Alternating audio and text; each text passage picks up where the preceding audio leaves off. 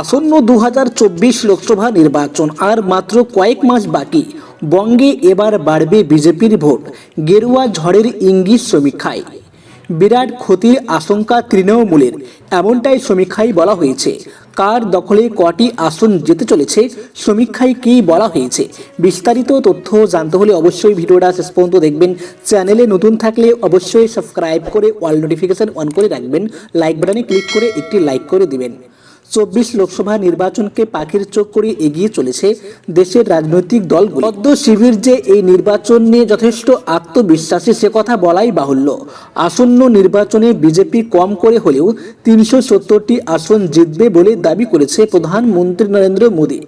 এমনকি এই দিন আরামবাগ থেকে বাংলার সব আসনে বিজেপিকে জেতানোর ডাক দিয়েছেন তিনি। প্রসঙ্গত উল্লেখ্য, নির্বাচনের আগে শুক্রবার থেকে বাংলাকে পাখির চোখ করে প্রচারে নেমে পড়েছেন নরেন্দ্র মোদীও।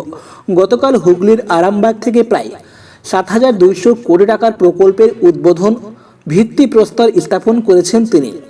রাজনৈতিক কারবারিদের মতে বাংলায় হেরে যাওয়া 2 আসন আরামবাগ ও কৃষ্ণনগরে এবার পদ্ম ফুটলেও ফুটতে পারে।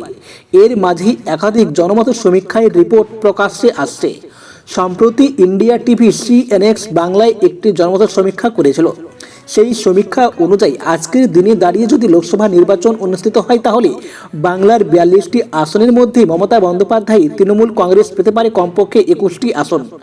ওদিকে বিজেপির দখলে থাকবে কমপক্ষে 20টি আসন, যেখানে কংগ্রেসের দখলে থাকবে মাত্র 1টি। অন্যদিকে শূন্যতে আটকে রইবে বামফ্রন্ট।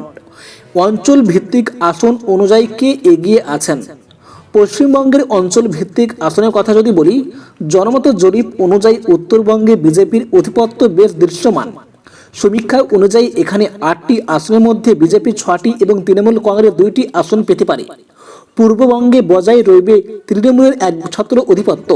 এখানে মোট 12টি আসনের মধ্যে তৃণমূল পাবে কমপক্ষে 8টি, বিজেপি পাবে কমপক্ষে 3টি আসন এবং কংগ্রেস পেতে পারে 1টি আসন।